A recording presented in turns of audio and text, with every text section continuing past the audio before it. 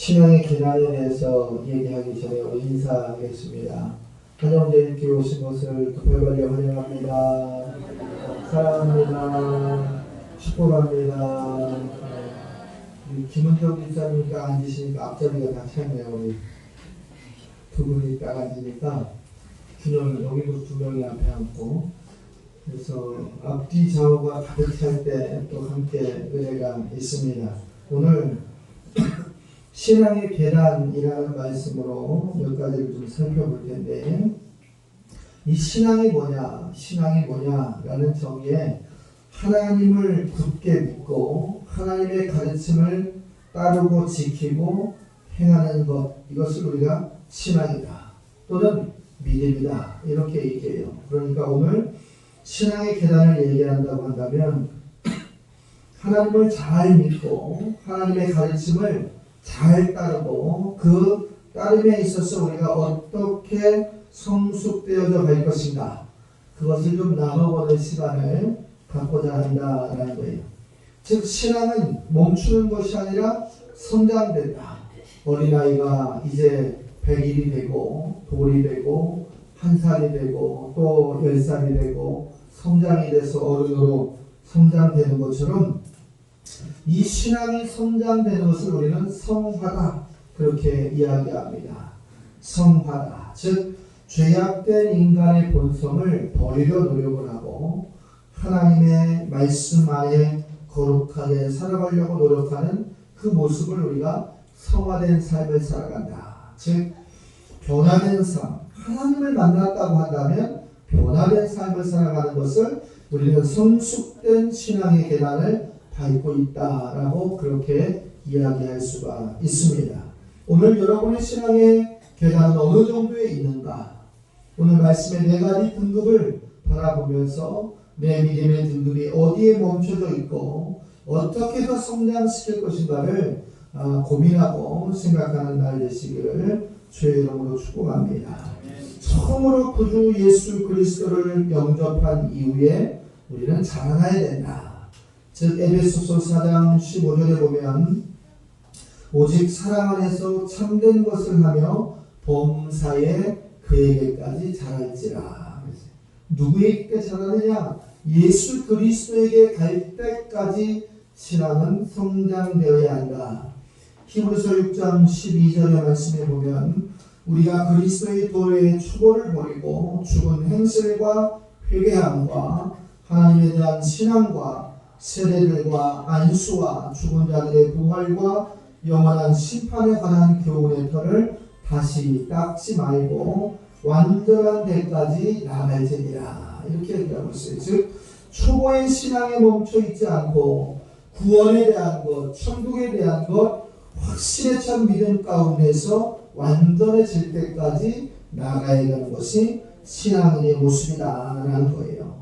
오늘 특별히 베드로를 통해서 오늘 어떻게 신앙의 네 단계를 소개하고 있는지 우리가 살펴볼 때 여러분의 신앙의 계단과 비추어 나눌 수 있는 시간이 되기를 소망합니다. 첫 번째로 보면 베드로와 예수님과의 만남의 계단이 있다. 신앙은 만남의 계단이 있다라는 거예요. 오늘 베드로는 뭐하는 사람이었는가 성경을 소개하고 있는데 이 베드로가 무엇을 하고 있었느냐? 물고기를 잡고 있었다. 즉 그의 직업은 갈릴리 해변에서 물고기를 잡아서 생활하고 있었던 지극히 평범한 어부였다라는 사실이에요. 그런데 그 어느 날 예수님이 그곳을 지나가셨습니다. 그리고 예수님과 베드로가 만나게 되었다라는 거예요. 우리 인생에 있어서 가장 극적인 순간은 하나님을 만나는 겁니다. 여러분이 지나가고 있는 곳에, 여러분이 생활하고 있는 곳에 주님이 오셨다는 사실, 이 첫 번째 과정은 만남의 계단이다라는 거예요. 마태복음 4장 19절의 말씀에 보니까 만난 예수님이 베드로에게 나를 따라오너라 라고 말씀하실 때 그가 그의 모든 것을 버리고 예수를 따랐다라고 성경은 기록되어져 있습니다. 여러분 인생에 있어서 어떻게 하나님을 만날 것인가, 하나님을 어떻게 만날 것인가를 우리가 보면 가끔은 전도를 통해서 가끔은 사람과의 관계를 통해서, 때로는 아파서 병상에 있을 때, 때로는 이제 관계 속에서, 때로는 위급한 상황 속에서 자신도 모르게 하나님을 찾고 하나님을 만나는 분들도 있다는 사실을 우리는 알 수가 있습니다. 예레미야서 29장 13절은 너희가 전심으로 나를 찾고 나를 찾으면 만나리라 라고 이야기하고 있다는 사실이에요. 하나님을 만나고자 하는 사람은 하나님을 찾고 찾으면 만난다라는 거예요. 우리의 인생의 문제에 있어서 하나님을 만난다라고 하는 것은 우리의 인생의 모든 문제가 해결된다라는 사실입니다. 하나님을 만나시기를 주의 이름으로 축복하고 여러분의 인생의 모든 문제가 해결될 수 있기를 소망합니다. 신명기 4장 29절의 말씀에 보면 너희는 마음을 다하고 성품을 다하여 그를 구하라 그래야면 만나리라 라고 말씀하고 있다는 사실이에요. 하나님은 그를 만나고자 하는 사람, 찾고자 하는 사람, 귀를 기울이고자 하는 사람을 기다리고 계신다라는 겁니다. 저와 여러분이 주님 안에서 하나님의 은혜 안에서 그렇게 거하는 자가 되어야 될 줄로 믿습니다. 하나님을 찾는 데 있어서 오병이의 사건에 나왔던 사람들처럼 군중, 무리가 되어서는 안 된다라는 거예요.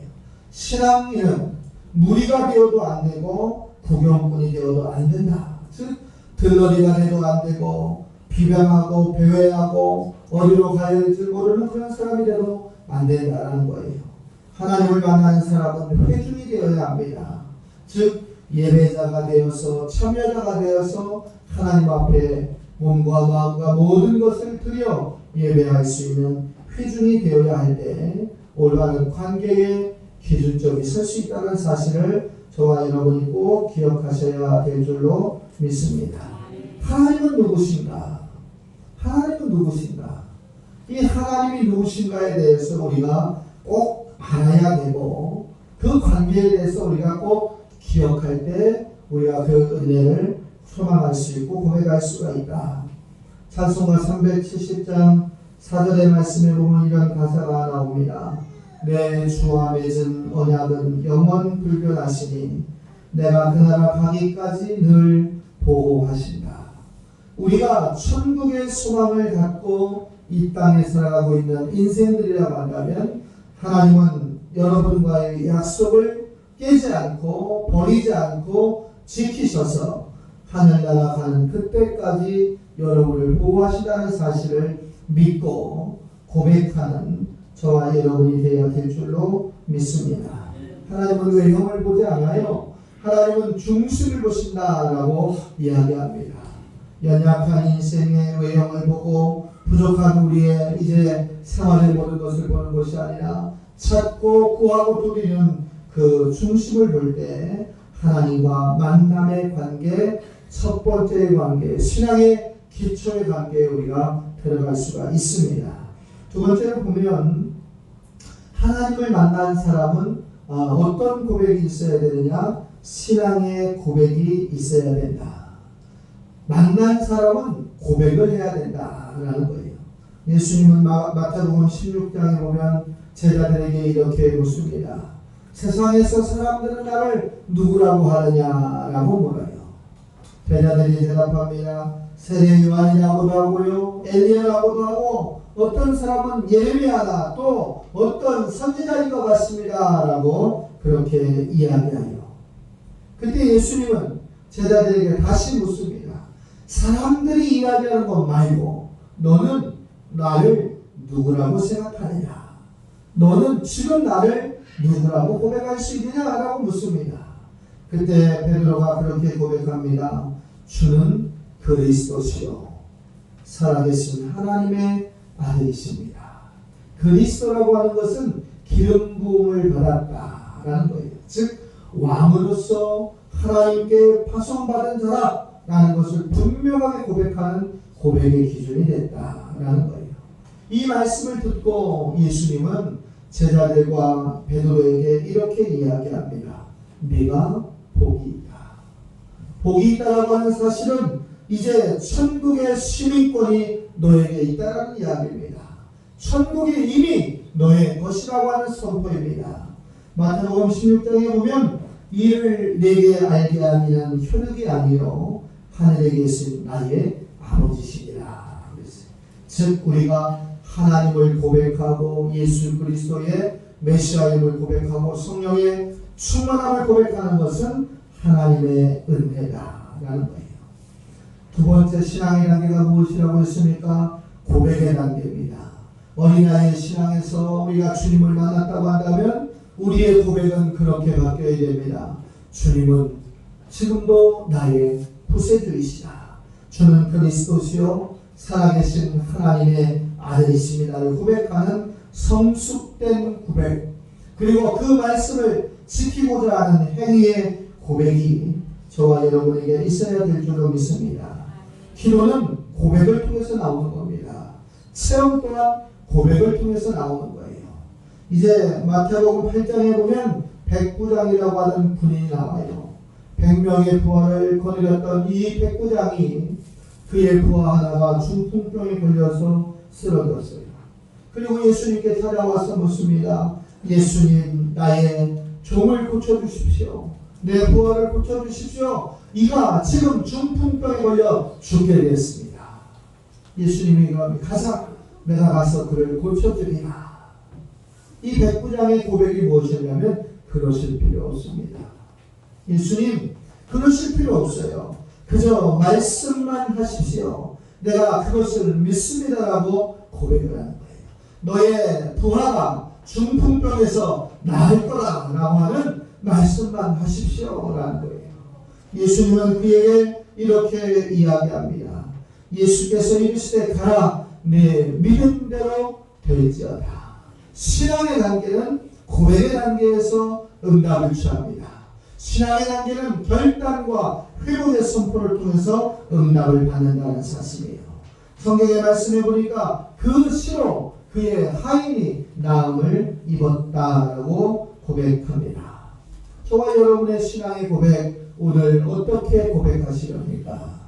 오늘 저에게 또 여러분에게 당면되어진 인생의 문제를 가지고 하나님 앞에 기도할 때, 하나님께서 내 믿음대로 될지어다 이야기할 때 우리는 온전한 신앙의 고백을 선포하고 고백할 수 있는 그릇이 준비되어져 있는가, 어떠한 그릇의 현장 가운데 있는가를 되돌아볼 수 있기를 바랍니다. 세 번째 단계는 어떤 단계냐면 사랑의 단계다.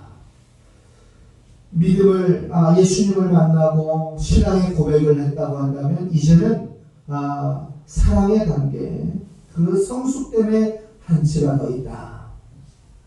사랑의 계단, 사랑의 단계에서 예수님은 베드로에게 또 이렇게 묻습니다. 베드로야, 네가 나를 사랑하느냐? 네가 나를 사랑하느냐고 예수님은 3번 연거푸서 그에게 묻습니다. 요한의 아들 시몬아, 내가 나를 사랑하느냐? 베드로도 처음에는 쉽게 편하게 들었을 겁니다. 2번 다시 묻고 3번 다시 물어요. 여러분이 사랑하는 사람이 여러분에게 묻는다고 생각을 해요. 당신이 정말 나를 사랑합니까? 그렇다니까? 진짜로 저를 사랑합니까? 그렇다니까? 또 한 번 사랑하냐고 물을 때 그 마음이 흔들렸다라는 거예요. 3번 연속해서 물었을 때 이제 베드로의 완전한 신앙의 고백을 점검하셨던 예수님, 고린도전서 8장에 보면 하나님을 사랑한다면, 누구든지 하나님을 사랑한다면 이 사람은 하나님이 아시는 바, 하나님이 기억하는 바 되시느니라 라고 이야기하고 있습니다. 누가복음 10장 27절의 말씀에도 보면 이제 내 마음을 다하고 목숨을 다하고 힘을 다하고 뜻을 더해서 주 너의 하나님을 사랑하라. 즉 마음을 다하고 목숨을 다하고 힘을 다하고 뜻을 다하여 하나님을 사랑할 때 하나님이 우리를 사랑하시고 축복해 주신다는 사실을 기억하시기를 바랍니다.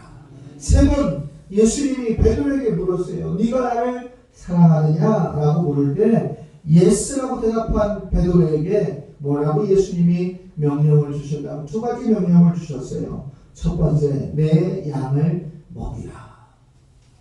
네가 나를 사랑하면 내 양을 먹이라. 그리고 두 번째 명령이 뭐냐면 내 양을 치라 라고 했어요. 내 양을 먹이라고 하는 것은 너에게 준 사명을 감당하라 라는 거예요. 사명을 감당하는 것을 내 양을 먹이는 거라고 했고, 내 양을 치라라고 이야기하는 것은 십자가를 지고 나를 따르라 라는 거예요. 즉 행함과 결단을 통해서 사랑을 실천하라 라는 거예요. 사랑한다고 하면서 입으로만 사랑한다고 한다면 이 세상의 사람들도 그 사랑을 의심하지 않습니까? 예수님은 저와 여러분에게 지금 묻습니다. 네가 나를 사랑하느냐? 내 양을 먹이라. 내 양을 치라. 사명을 감당하고 그 사명 안에서 십자가를 지고 나를 따라왔으면 한다 라는 말씀을 주셨습니다. 또 마지막 한 단계가 어떤 단계냐면 성령 충만한 단계. 사랑한다 고백하는 단계가 있다고 한다면 그것을 이길 수 있는 성령 충만한 단계입니다. 여러분들 성령의 충만함을 받지 못하면 아무것도 할 수 없다는 사실을 성경은 이야기하고 있어요. 베드로에게 사랑하느냐 사랑하느냐 사랑하느냐 그렇습니다 그렇습니다 그렇습니다라고 했었던 베드로가 예수님이 십자가상에서 죽고 그 이후에 이제 예수님을 만났던 그 과정 안에서 십자가의 죽음을 맞았던 그때 연약한 어린아이의 질문에도 나는 예수를 모른다. 예수를 부인할 수밖에 없었던 가장 연약한 자의 모습. 사랑은 하지만 결단이 없는 힘이 없는 자는 무너지게 돼 있다라는 거예요. 그런데 어떻게 베드로가 변했습니까? 예수님이 부활하시면서 이렇게 얘기했습니다. 예루살렘을 떠나지 말고 이제 성령을 기다리라. 기도하며 사모하라는 이 말씀을 믿고 기도했던 사람들이 어떻게 받게 되냐? 성령을 받았다는 거예요. 성령의 충만함을 받았다는 거예요. 성령을 받고 난 이후에 어떻게 되냐면 도망자였던 베드로, 실패자였던 베드로, 눈물을 흘리며 뒤돌았던 베드로가 어떻게 바뀌었냐면 이제 성령 충만을 받으니까 이렇게 얘기했어요.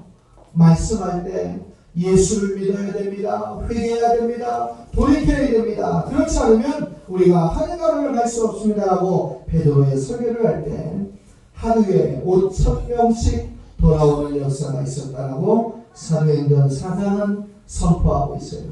또 성령을 받았던 베드로가 성전 미문에 앉아 있었던 안진뱅이가 내게 먹을 것을 좀 주시오라고 그의 손을 붙잡았을 때 내게 금과 은은 없지만 내게 있는 것 예수 그리스도의 이름으로 명하노니 일어나 걸으라 라고 할 때 그가 걸었다라는 거예요. 사랑이 있다고 하는 사람은 사랑을 지킬 힘, 성령의 충만함을 간구하시기를 주의 이름으로 축복합니다. 성령의 힘을 받으면 어떤 힘이 있느냐? 갈라디아서 5장 22절의 말씀처럼 사랑과 희락과 화평과 오래 참음과 자비와 양선과 충성과 온유와 절제와 그 모든 열매를 갖는다. 즉 완벽한 성화의 모습으로 완벽한 신앙의 모습으로 다 모여서 우리가 나아갈 수 있다는 사실을 기억하시기를 주의 이름으로 축복합니다. 말씀을 정리해 보겠습니다. 출애굽기 4장 1절부터 9절에 보면 베드로에게 모세에게 하나님이 그렇게 얘기해요. 너 내 백성 데리고 애굽에서 나와서 가나안으로 가라. 그때 모세는 제가 가진 것이 아무것도 없어요 라고 하나님 앞에 핑계를 댑니다. 그때 네가 가진 것이 무엇이느냐? 막대기가 하나 있습니다. 그 막대기를 던져보아라. 그 막대기를 던지니까 출애굽기 4장에는 뭐가 됐냐면 뱀이 됐습니다. 우리 안성분들은 시골분들이니까 잘 알 거 아니에요. 뱀을 잡을 때 머리를 잡습니까? 꼬리를 잡습니까? 머리를 잡아야 안 물리잖아요. 그런데 이 하나님은 모세에게 뭐를 잡으라고 했냐면 뱀의 꼬리를 잡으라 그랬어요. 자, 여러분, 뱀의 꼬리를 잡으면 죽으라는 거예요? 살라는 거예요? 물릴 수밖에 없는 거예요. 근데 하나님은 모세에게 그렇게 얘기하는 거예요. 그것을 걱정하지 말고 그 꼬리를 잡으라. 뭐예요? 내려놓으라. 절대 순종하라. 그리고 그 안에서 나타날 수 있는 능력에 감사하라 라는 거예요. 오늘 우리의 만남, 신앙의 만남, 사랑의 만남, 또 성령 충만의 만남, 그 계단을 한 계단 올라갈 때마다, 여러분이 성숙되어질 때마다 여러분의 상황은 그렇게 바뀝니다. 뱀의 꼬리를 잡아라. 이해가 안 되는 대복들이 여러분의 앞을 막고 있을 때 주저없이 모세처럼 내려놓고 감사하고 순종하면서 능력 주신 하나님의 권세로 그 꼬리를 능히 취할 수 있는 은혜가 있기를 주의 이름으로 축복합니다. 사랑하는 성도 여러분, 베드로가 예수님을 만나서 신앙을 고백하고 또 사랑을 고백하고 만남을 고백하고 성령의 충만의 고백을 통하여서 승리자인 삶을 살았던 것처럼 여러분의 신앙도 점점 더 성숙되어서 여러분의 신앙의 기도가, 여러분의 신앙의 찬양이, 여러분의 삶의 모든 것이 더 큰 능력으로 회복되어서 여러분이 선포하고 보고 고백하는 것마다 응답되어지고 회복되어지는 놀라운 역사가 있기를 주의 이름으로 축복합니다. 기도하겠습니다. 전능하신